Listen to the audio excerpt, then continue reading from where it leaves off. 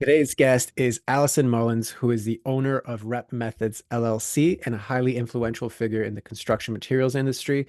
Known for her exceptional expertise and extensive global experience, she has over 20 years of experience in sales and provides guidance on luxury, residential, commercial, and hospitality projects across North America. Alison has written a book titled The Art of Selling. We make order makers, not order takers, and serves as a project consultant for, I guess, I might screw this up, but Grassi Pietre SRL of Vicenza, Italy. And her company, Rep Methods, also offers coaching, workshops, and seminars for small businesses with sales training needs. So, Allison, thank you very much for being on. How are you doing today? Yeah, I'm good. And you hit it on the head. It's Grassi Pietre of Vicenza, Hmm. Italy. Yeah. Okay. I should know because like we actually spent like a good portion of the summer in Italy last year. So it's like Yeah. I should remember the pronunciations, but nope, didn't happen in this moment. So anyway, I'd love for you to just add anything that you feel like is relevant beyond that bio, because it's pretty clear that like you do a lot of different and not typical things, which is I always a fan of that. So yeah, I'd love for you to add anything to that bio that you feel like is relevant. Sure. I think the end of the day, I'm an entrepreneur at heart. I really wanted to change the direction of my career and to establish myself and build other streams of revenue. So starting Rep Methods was the highlight of almost 15 years in the services industry, and a lot of my sales and marketing uh, additional experiences came from other industries. Prior to that, I was actually in the fashion industry for a while, right out of college, and I've done personal shopping. And so I've been around both B2B and B2C selling my entire career in some form or fashion. So understanding from the wholesale, the purchasing, the retail showroom floors, outside sales, business development is probably my strongest adversary. I really love to help businesses discover the power of employing someone who can go outside of that box, that retail box, and generate new business. Okay, so it's like when I'm hearing your story, it's like, okay, and I know it's not obviously the full thing, but it's like this tapestry of experiences that lead into like a very unique perspective on some of these problems. So if you want to comment on that, that's fine with me. Yeah, it's just a boots on the ground experience. I began just jotting things down for over a year and a half before I wrote classes in the book. I wanted to be able to write a manual for some of the customer base that I was servicing at the time as an senior outside sales manager for a company here in Virginia. And that turned into, okay, actually, there's a lot of businesses out there who don't have the manpower. They're medium sized, small to medium sized businesses, and they're family owned, family operated, mom and pop. Maybe um, sister-in-law Susan is the HR director, and they don't have sales training programs or the structure in place to be able to do that. Well, what if you could outsource that, just like you outsource a social media manager? And that process is really what brought me to Rep Methods. And the beauty of running your own business is that you get to control your own time management and the clients that you take on and the projects that you do. So staying connected to the services industry is incredibly important to me. And Grassi Pietri, I've been friends with the owner since about 2017. And so actually doing the work, actually staying in the world of sales on more of a part-time basis, because I don't know if you've ever worked with Italians, but they are just a completely different working mentality than Americans. They're okay. Like, she was okay with only having me travel for her 8 weeks out of the year and do a lot of the follow up and some of the sales work from home and a lot of the consultations over the computer. And being able to handle both types of entities not only strengthens my experience and gives me more things to talk about and write about, because I'm living the work that I'm trying to implement for other people. Love it. Like I said, even before we started the recording, I'm always a fan when people walk their own talk and whatever that means to them. So Thanks. yeah, Thank big, you. big, big fan of that. So kudos to you. Okay, so I'd love to then dive in and flip the switch and kind of support you because you're always in the supporting role for other businesses. So I know that when you submitted the application to be on the show, right, a few of the things that you had mentioned that you are working through when operating your business. So there's a lot of like self-criticism, a lot of these fears around financial insecurity, cycles of worry and anxiety. And really, as I was telling you even before, kind of the through line of that is this idea of, okay, well, I'm doing all the things are moving, sometimes great, sometimes not so great, but like ultimately, like, where is the happiness? Where is the satisfaction and the fulfillment? So, I'd love for you to just kind of dive in and, let me know if like that's the piece you want support on, and if so, just give us a little bit more context on that. Well, sure. So, I'm working on my second book right now. And actually, the chapter I was working on, or it's the section I was working on this morning, is about post sale foundations, right? And what we do to maintain clients and keep them coming back for more business. And when I wrote the business plan for Rep Methods, initially it was based on really only having 4 or 5 theoretical long-term clients per year, because ideally the interaction process is someone sees me speak or hears me or gets the book, they hire me to do a workshop for one of their teams, in person, half day, full day, whatever the structure may be. Then we continue on with coaching for a couple of the salespeople who might need some hand holding for an additional 90 days or 6 months. And then there's a follow-up visit that would take place, 6 months to the 12-month mark, somewhere in that realm, that where I go and actually spend some time on the ground with those individuals. So it's literally almost like a full year of implementation. And that allows for not having to have 100,000 leads at a time, right? It's up to me to find the right customer, to build a targeting brand strategy, that the reach is so specific that I don't have to funnel through hundreds or thousands of leads a year. I mean, I really only need 10 good, opportune clients to make the business structure work. And I think my own challenges with the business are, sometimes it feels like you're throwing spaghetti against the wall with marketing strategies, and really watching that data and seeing how things are actually reflecting with the audience, implementing strategies that you see work for other businesses. Like, for instance, one of the ones that I did in the last 3 months was I created social media videos and implemented a quiz on the website, and wanted to do ads trying to draw in the audience to be able to take their their mindset quiz to see like where they are. And it's enough to generate a small quantity of leads where you can create an opportunity to get on the phone with them, which is what I like to do, and really hash out their problems and see if we can come up with a customized strategy.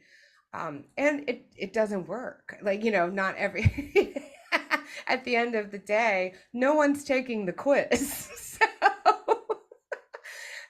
So some of those things can get very, very frustrating. And then when you have clients who, for budget reasons, or maybe they're just not completely trustworthy of what you got going on in the business, the map that I have in my mind on what like the perfect customer should want to do and want to invest in their team, they literally don't do that. They don't want to spend the amount of money on their people.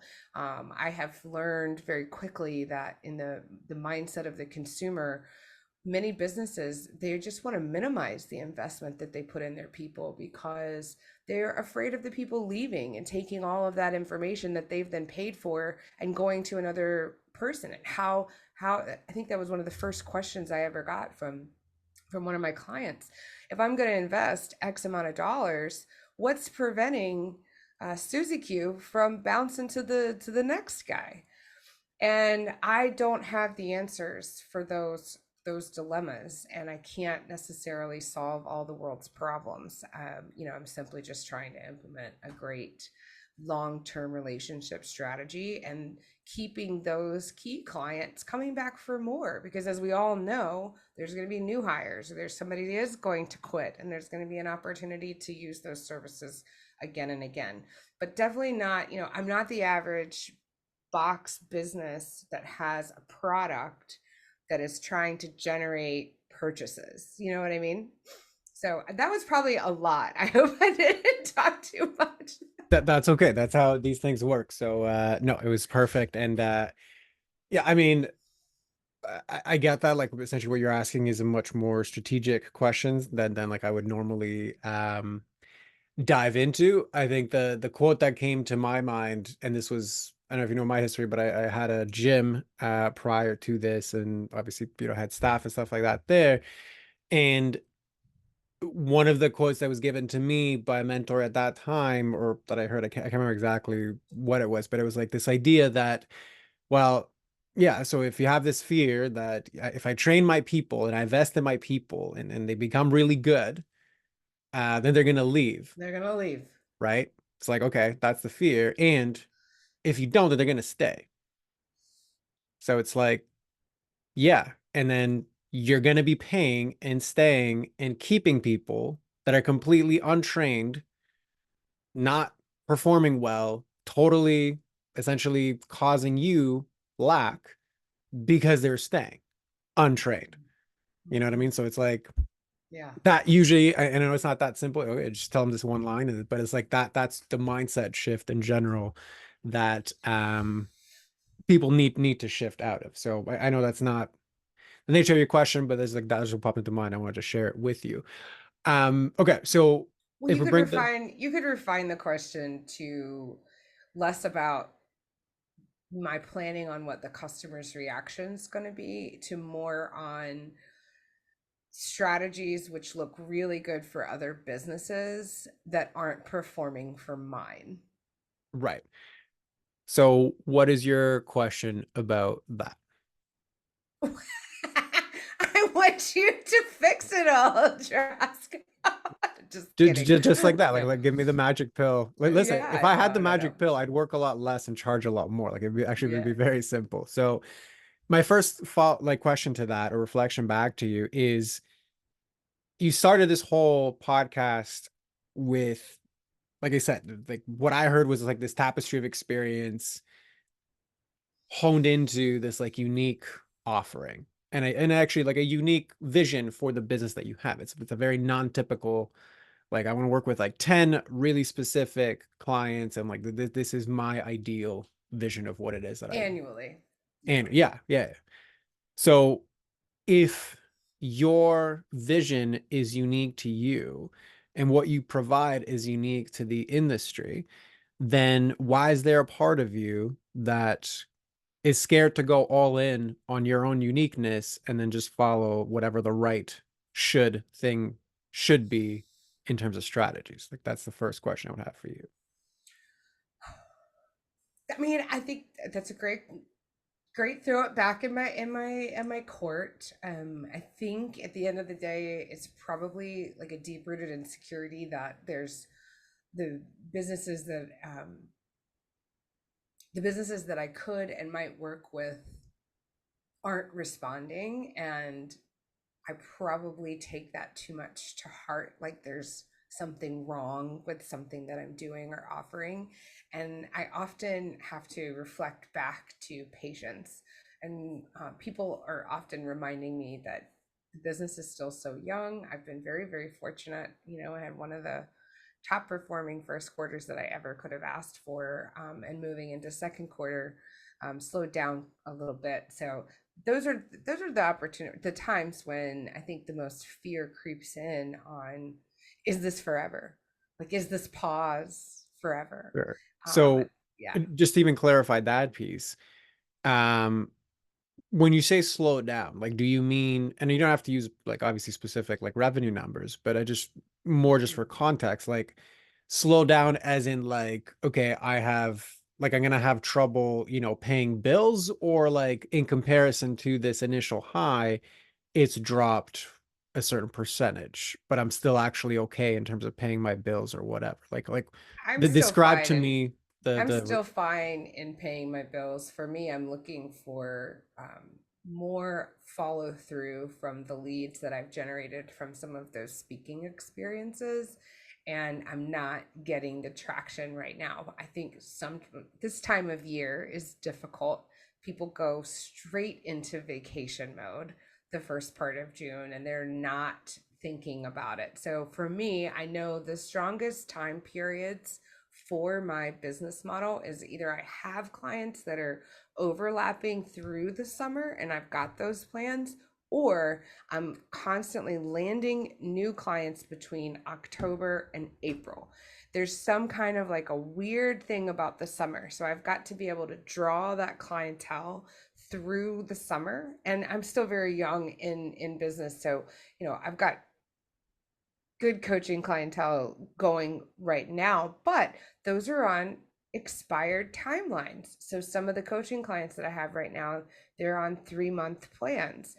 I do feel confident that the owner of the business is going to renew at least one of those for another 3 months, because of the success that we're having. I'm not sure about whether or not client number 2 is going to renew. And so when you've got timelined contracts and subscriptions for these types of services, I'm always looking for that next opportunity. So patience is a challenging thing of making sure that I've got um, other leads in the kitty, like waiting and making sure that I can land and close those. right. So it doesn't sound to me it's the objective nature of the situation is one that involves at least a hypothesis of seasonality. Like, okay, you're saying I might not have been long enough in this business to really know that for sure, but it kind of seems like there's a seasonality aspect to this. And then objectively, I'm actually like okay. Like I am not, balling and thriving, but like realistically speaking, like I am okay. Fine. Yeah. Yes. Okay. And the way that your brain is responding to the situation, when you speak about it or when you wrote about it in the application, it's like much more catastrophic. Like the way that you talk about it or like relate it to me, I'm like, I don't know, like how bad is this? Like, are you not going to be able to pay like certain bills? Like, it's like, no, I'm okay. So there's a Well, discrepancy between, at least there's that I'm hearing between those two.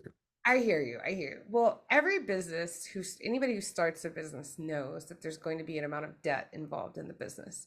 I mean, I hate getting into too much specifics, but there is debt involved in this business. I invested a lot of personal savings and then I borrowed a very small amount of money to just kind of keep things going for a while. And when you have the mindset of wanting to be able to pay your bills, and get in the black completely, I'm super thrilled with the way things that have gone. But yes, would I like to see and land some faster client, like bigger contracts to be able to knock out the debt and start truly building that black revenue stream?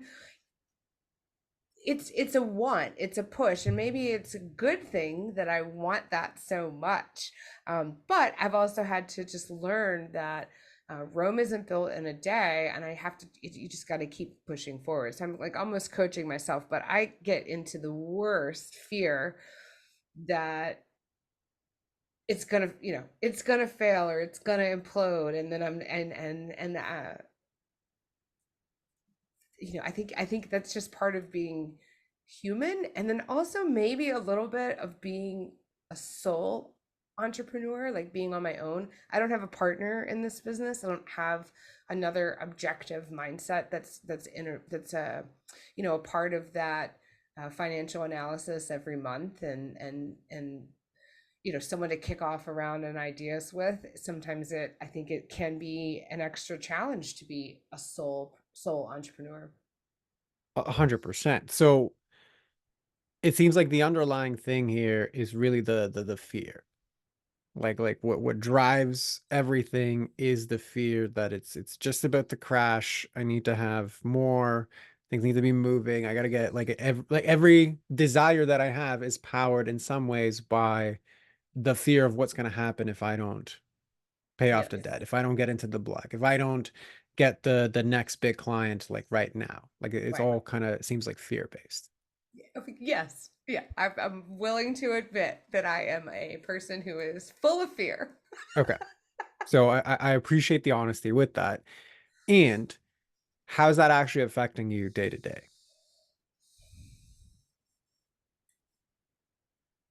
Um,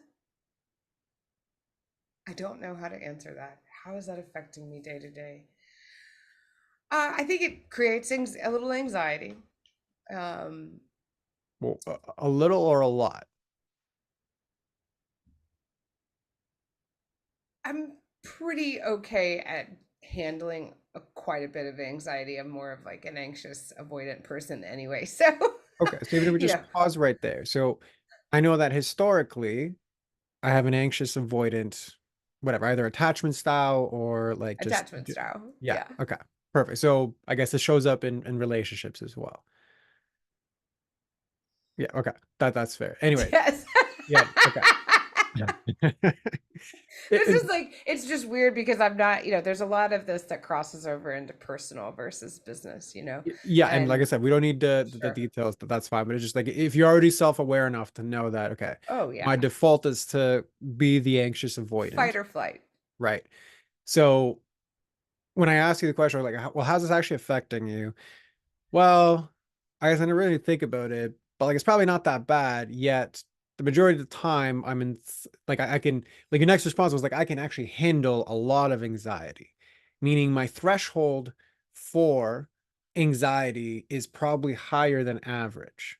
I think so. Yes. Okay. That on the one hand is commendable because like you can hold a lot, right? And on the flip side, it's like kind of like calm like a bomb. Like everything's great until it just like completely falls Yeah. apart.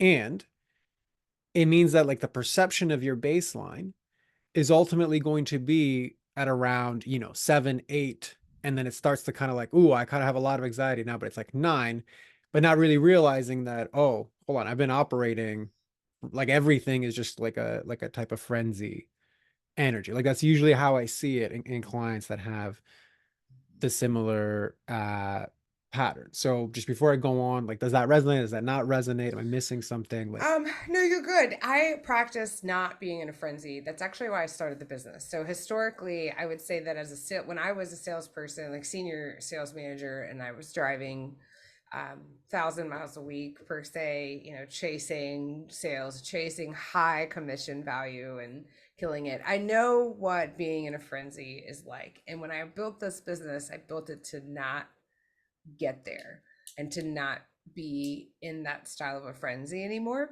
Um, and so for me, what that looks like is switching gears. If um, I've got marks on my calendar to do follow up, I use a lot of time blocking in my day to day. I time block Tuesdays, for instance, to be a complete creative day where all I do all day long is some of the things that I love, which is digital creation. So if people who know Canva or live in Canva, like I'm a social media creator extraordinaire, and I spend all day working on that and or you know artistic style of strategy, and that helps me quite a bit to detract from like the sales afternoons and the times when I have to really get on the phone and get on that mindset and get over the fear of rejection. So I think I hope that I have got some time management skills in play that help to detract from a lot of that frenzy or that anxiety. And usually, to be honest, my complete strategy when I get in the most anxious, it's on the 2 days a month that I go in and I'm working in the accounting in the QuickBooks, and I'm financing and I'm paying all the bills, and I've got that time blocked on my calendar too. And it's usually, I figured out on those days that I kind of have sort of the mental twist of, am I going to make it? Other than that, I can try to tuck it away and just keep going. I'm at the desk when I work from home, every day at 8:30. I volunteer on about 6 different industry organizations as well, and I do every single day from 8:30 to 4. And I'm constantly involved in all these different activities to keep myself connected and to also take away a lot of the mindset of the chase, because it's not necessarily a place that I want to be. And if I'm being honest, I think I am probably procrastinating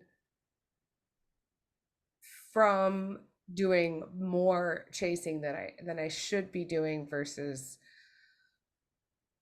hoping that the content and the speaking and all of the reactions and the follow-ups on the leads are going to continue to make the sales. I need to do more cold outreach, and um, I'm pretty sure that the fear probably gets in the way, because I don't think anybody likes to be rejected.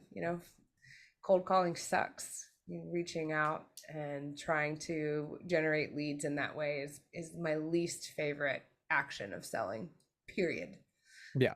And I talk about it a lot in my teachings, but I speak from experience because it sucks. It does. I mean, I've done it for like before for quite a little while, so I know exactly what you're talking about. Okay, so my reflection back to you for that would be like a few different things, right? So you mentioned like you're very self-aware of the things that like I should be doing, but I'm not actively doing, and I kind of have an idea that it's probably something to do with like the fears, and then generally these kind of fears and insecurities and worries about money, they don't really stir up until I have to look at my numbers, but like I'm committed to looking at the numbers, so I'm going to do it anyway. And then I kind of block off time to make sure that I don't really get into too much of a frenzy. I have some like creative work, and then that's going to prep me for like the stress of like the bigger work or whatever. So when I hear that, Mm-hmm. my question to you would be like, to what degree are you doing all of these things to cope with the fear versus actively working to like eliminate it? Or is there even a part of you that believes that you can eliminate the majority of that fear? I think my spiritual beliefs believe that um, I have to turn that fear over, like, write them down, put them in a box over here, and like let them go. Um, but physically, I'm not always capable of doing that. So, it's something that I'm working on. That's the best I could give you. I think I've been learning, especially as a new businesswoman, because this happens cyclically, especially like every time I have to go in and do the accounting. Um, it's getting better and better. But I don't think that I'm coping them away. I do think that I'm just learning to deal with it and process it. I think when you're a younger entrepreneur, the first 6 months of any business is, I don't want to curse on here, but it's effing terrible, You can curse on here, bro. I have no issues with it, so Well, anyway, feel free to do so. some audiences, you never know, but it's a terrible thing, because you just want it to work, and you're so passionate. You've got a more of a frenzy style in getting things up and running, and then I'm on my I'm through my I'm in my second year, full year of business, and um I think I finally reached a point of acceptance to a degree that it's not going to come in 90 days. I don't care what any video on social media tells you. You can't build $1 million business in 90 days. I don't care what Grant Cardone tries to tell you about 10xing your business. It takes a lot of patience and virtue and work, and just getting up every day and keeping going, just keeping yourself motivated in some way. So for me, I think in this stage of the business where I am, like using what you're saying, I probably just need to spend time with a good old mind map and map out a new cold calling style of strategy to get over the fear of potential rejection. You know, And how would a mind mapping strategy of cold calling get you over the fear? well, I love mind maps. I Which is great, but how do would it them. get you over the fear? I think because I'm a, visual person. Like I said, I love digital, creative, artistic. I like visual things. I need to see it. And I feel like Hmm. I'm one of those people that when I can write some things down, like refocus the target market and really put the pen to the paper, um, that breaks down the anxiety and the fear because the answers begin to appear. If I had the right answer, I wouldn't be scared. If I had a more, I don't know, I think if I had a more confident plan, Okay. um, So then define it would confident eliminate. plan. What would like what does it mean to have a confident plan? I'm not sure. I mean, well, confident plan meaning I would be confident in the Right. plan. So if I had certainty that this was right and felt confident about it because I knew that it was Mhm. certain that this was the right thing to do. Like this is a brand new, fresh target market list, right? Right. A brand Then new and fresh contact list. okay. So would you say that like that's the right answer to my problem? Like if I knew that this was the thing that was going to get me out of the I situation. I don't I stray away from being right because again throwing the spaghetti at the wall. I think it would refresh the possibilities, but it could also lead to another rabbit hole of rejection and as any it's a Right. risk. So then where is this magical confident plan? I don't have an answer for that. Right. The reason why I'm asking you these questions and why they end up being circular is like we started this discussion being like, okay, well, if I had this plan, then the fear would dissipate. And what I need to get rid of the fear is this like mind mapping thing. So we went from like mind mapping to visuals to a confident plan to I'm not really sure what that means, but like there's a level of certain like it's like very vague in terms of like what the thing to alleviate my fears actually is, which is actually just another way to perpetuate your anxiety because now we're getting into like spiraling of like, well, what is that thing? So just before I go on, like, does that resonate with you? Does that not resonate with you? You're for you driving me to spiral? Yes, that resonates with me. Well, my Yes. intention is not to. I'm hope. Are you spiraling right now? Like, is the No. anxiety building in I'm terms just of like, saying, like the circular questions are that are seemingly leading to nowhere. right? The reason that that happens, and it's very common with smart individuals and individuals that have gotten ahead by using their head, is fear. Well, actually, let me ask you this. Is fear an emotional or mental problem? Oh, I think fear is a physical reaction Hmm. to a mental thesis. And I say thesis because there's a great antonym that I've learned through some, listen, I'm not afraid to admit I go to therapy, but false evidence appearing real. Have you ever Hmm. heard of that? Yep. False Yep. evidence appearing real. So for me, fear to me is that physical reaction and sensation to something that's going on in my brain that is it's a thesis because it's not proven, it's not necessarily real, but fear is also a response. Again, I think it's a physical reaction to um a big scary animal or a gentleman, for me, a gentleman with a gun, like fear, that response, I think it's physical. Yeah, I would agree. You experience it viscerally and physically, 110%.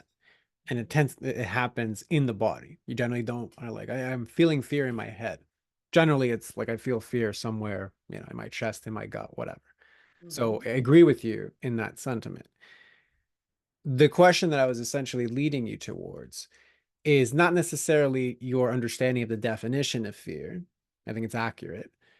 It's more what's driving this fear problem, because then you will have a better understanding of what the potential solution is. And whenever I ask you about the fear, the Hmm. default reaction of your brain is to start to dance around it.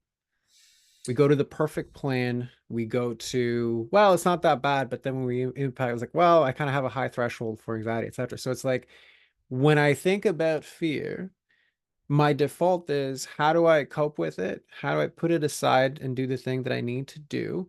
How do I look for the perfect answer around it? And essentially, how do I solve it with my head? And I'm not at all saying that there isn't a head component to it. There definitely is a narrative component to it. But right now, you're basically trying to outthink an emotion. And I think what's driving a lot of these insecurities and self-criticisms and worries, etc., is you're basically trying to use like a hammer for where a screwdriver is needed.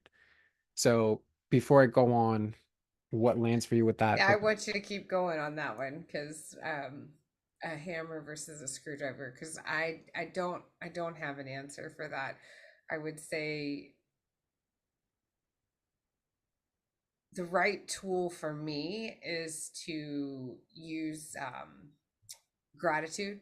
Like right now, like the tools that I'm using, I think are the hammer for the nail, and not the screwdriver. But it's finding gratitude, and I have to sometimes, not all the time, but I have to actually scroll through the list of things that I do have going on and like the positive affirmations. The I solicit refer reviews from some of my clients, and um, that feedback can either help or hurt the situation. And it's an ego thing at the end of the day. If I was being fully transparent, I don't know your audience very well or at all, but there's a process of identifying, and I've gone through this process several times, of identifying these what we call character defenses, which are like the defense mechanisms that we put up first whenever we are presented with a problem, or in this case, fear. And when you begin to identify those, for me, I still know that I like to win, I'm very competitive. I'm a perfectionist. I want things to be just right. And there's probably a little bit of a OCD factor in there, controlling. I could go on and on and on about some of the things that I have tackled, identified, and are aware of in my own mental behaviors. And I would say that in this case, fear of failure as a business, and because I chose to go out and do this and really try to establish myself and my brand. I'm not sure if you're aware, in the construction industry, I mean, where there's really only about there's some statistics that say 11% of the industry is women. I've heard recently some varying statistics there, like 14%. But any way you look at it, to be a woman in my line of work in the services industry and working in stone and working with a lot of foreigners, there's there's a good bit of balance that you have to find between your having a big ego and exhibiting your expertise versus staying humble and realizing that you may not be everybody's cup of tea. So there's like there's always going to be this teeter totter between that, and I would say that I'm getting better. But hey, we're talking about it, and I hope somebody who's listening feels my pain, or identifies in with this, because it's a good topic to talk about. I have Yeah, to many people do. 110%. Fear is not something that you this can get out with regards to being an entrepreneur. And this isn't about, but simple but just simplifying it down, it's a fear of failure. It's a fear of failure. I mean, that is always going to be part of the equation, right? And really what I think this discussion is for you that I'm reflecting back is like, okay, fear in of itself is impossible to eliminate because it's such a primal reaction, like you said, to a lot of different Absolutely. things, It's right? innate. This is more about anxiety, right? So the anxiety, which is generated by all of the default reactions you have with regards to the worry, the insecurity, the perfectionism, like all of those cycles, that is 110% reversible, right? And really what I'm reflecting back to you here is like, to what degree is that actually something that is a problem that you want solved, or are you like satisfied with like, I think I can cope with it okay. I just need to like get this business stuff figured I out. was hoping you had some tips for me, With regards to what? helping me to better cope with that fear. Okay. So, okay. So I basically like I asked you, is this something that's actually a big enough problem? And then your brain's like, well, like if I'd love some tips on it, right? So why do you think your brain defaults to, let's say, Because I don't skirting know. around? Well, I don't know if I'm the greatest measure of what's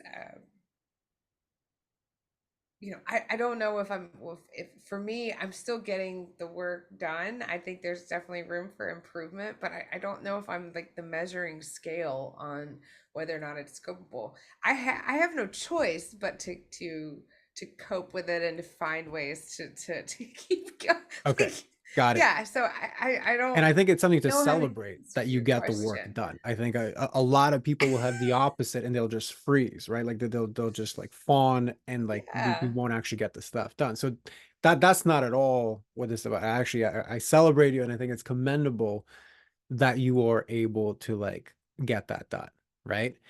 Um, I think that the broader thing is like, do I like the experience Mm, of getting this done? You know what I mean? It's yeah. like I can climb this mountain, but like the experience of climbing the mountain is going to be 10 times worse if I put pebbles in my shoes and like extra 50 pounds on my back, and I do it in like midday heat with like the sun blaring at me versus I'm just casually, walking up that same mountain. Yes. Now that is a great query because I would say in the last like month or two, probably really just in the last month, you have to ask yourself, and I have been asking myself, is it all been worth the ride? Is the anxiety, is some of the worries, is it worth the ride? And I don't have an answer for you there. You know, I I haven't decided. Okay, Like, perfect. I've got my my So nose to the when ground and would the just anxiety be continue worth going. the ride? The anxiety would be worth the ride if I was already at I would say like probably we're like the 5 year revenue stream in Okay. So was basically close right for me. If I now could fast forward, that there is a price for your tolerance of your day-to-day there's experience. a price for my tolerance. Okay. So basically, I want to make this much money and I'm willing to have this much stress to get it. Yes, I would say that. Yes. Okay, perfect. So basically, I'm willing to sell my piece for that same amount of money. I'm willing to sell my piece for that Correct. same amount of money. Because if I'm I willing think to I tolerate, think I'd like to stay at the threshold just below. okay, but because now the story is changing when you invert it, right? So if whatever the number of anxieties, let's just say for the sake of example, if my anxiety level is 7 or 8, like somewhere high, right? It would be worth it if I got paid X amount. I'd be willing to tolerate this amount of anxiety for this amount of money. The inverse of that is my inner peace costs the same amount of money because I'm willing to give up my inner peace for this price tag. I think I look at it a little bit differently. I believe that the hardest part of this success story is going to come in the first 3 years of And business. I agree with you for that. And I'm not even So, arguing that, but this is more like, okay, like look at where your brain went to. Like it'd be worth it if I well, was making X amount. I don't know that the anxiety level would be the same if the black was there and the revenue stream was in and the comfortability. I think that that's the worst part of being a business owner. Hmm. It's the worst for me. Yeah, It's the worst. it is. And there is And like, there's no so fun so part of it. Yes. what I'm hearing from you sounds like it's a chicken and an egg, but I don't believe that actually the vision and the dream of the 10 customers a year, making sure that my snowball is in place where I've got the revenue stream coming in, all 12 months of the year. All of those things, right, that matter to me in my business plan. I believe that if they were functioning in the right way, I don't think that the level of anxiety of our financial insecurity would be there at all. Yeah, definitely. I would agree that it would help Yeah. So mitigate the at that situation. point, I don't think that there's a buying my piece Right. threshold. Well, that was more just like that. That was your comment. Like it would be worth it if I had this amount of money. Right. And that was the inverse. So I was just It would reflecting be back to see how you right. react. It would be worth it if my business plan and like what I strategically would like to be happening that five, even if I had uh, five customers that were achieving the revenue stream that I had planned right now today, um, exactly the way I had planned it out, I don't think that the fear and the anxiety, because I would have more confidence that everything that I've gotten down on paper, written the plans, was actually coming to fruition. But a lot of that is blind stupidity, and I'm even writing about this in the book. Like, we have to always be prepared to shift, and I've been shifting since day one, and so I'm not afraid of those changes. But um to answer your question, I think that if it was working exactly the way I wanted it to work, the anxiety wouldn't be there.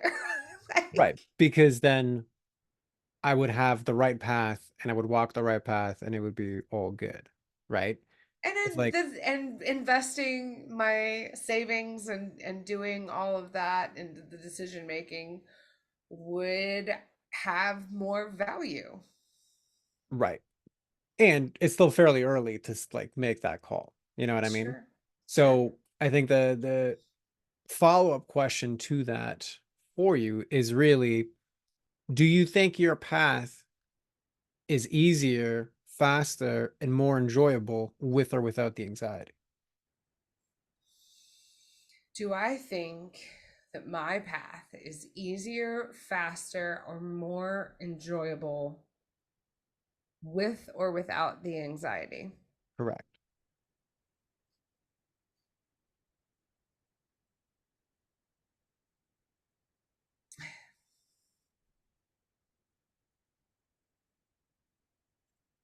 I think what I'm getting from you is that I think the path that you're leading me down is, without some form of the anxiety, I don't have the inclinations to make those tweaks and changes. And if it was all a smooth sailing ride, it wouldn't be real. What do you mean? What wouldn't be real? I don't think that's possible. I don't Okay, think that's real. perfect.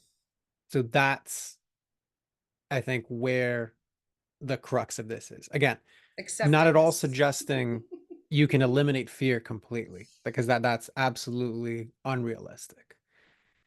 The stress of the anxiety, because you've mentioned a few times, like I probably fear rejection, so I procrastinate on lead generation, right? I'm going through these cycles of like, now I worry and then I procrastinate because of that, and then I start to do some things and then I push things aside. Like those patterns Mm-hmm. perpetuate the anxiety in general. And especially if you're saying that I have a history of anxious avoidance, okay, it's going to show up. Like, it's like I always say, like, if you want to do personal development, go into a serious relationship, get a business, or have a kid. Like they will bring up all of the shit that you have not dealt with in some way, shape, or form, or you thought you dealt it, but it's a different context to deal it with, right? So there's an aspect of your history that's going to be showing up in your business in a Mhm. sabotaging way, right? And I think the crux of it and why we've had so many circular kind of discussions about this is I think there's a fundamental part of you that because you've experienced such high tolerance for anxiety, it's so normalized. It's kind of like I'm wearing worn-in shoes, but like I'm so used to them that I haven't realized that they're like battered up and like I could probably put on other shoes. Like the possibility of I can even get through these tough moments without the additional internal drama of all this anxiety. It's almost like that seems like an impossibility. Like Mm. it's like I'm so attached to the stress. And I know it's not a conscious choice, but I'm so attached to the stress that the best I can just hope for is to have a payout to make it worth it and learn to cope with it in the meantime, Mm. right? Hence that whole what would you pay for your peace hypothetical situation. So what lands for you with that reflection? Uh, that I probably just need to step back and recognize and enjoy the ride a little bit more. And remember, I think I need to channel a little bit more of why I started this in the first place and some of that vision, the audacity and the creativity behind where I was going. And I need to have more confidence in that because it's a good model, and I need to have faith that it's a good model. I need to have Mhm. faith that it works, and I need to trust. And I got some trust issues. Yep. I'm That's okay totally with fine. admitting that. That's I acknowledge you for that. 'Cause I know it's not an easy thing to do. And you see, I kind of like circles back to what we essentially started this conversation with, which is like you are very unique in what you bring to the table. You Thank you. have a unique vision with regards to how you want to run your business, which is different than typical ones. It is a high touch, very high value solution to a very important problem. And it's like I Yes. just want to have, a handful of clients a year to go deep on. And I think that that's pretty cool. But it's like Thanks. the first question we like started was like, okay, well then why are you doing what everybody else is doing if you fundamentally are somebody unique and wants to express that uniqueness, right? Yeah, that you this is helping because now I'm starting to look at, like, I'll go back to the quiz, for example. Why would I even imagine that that would work?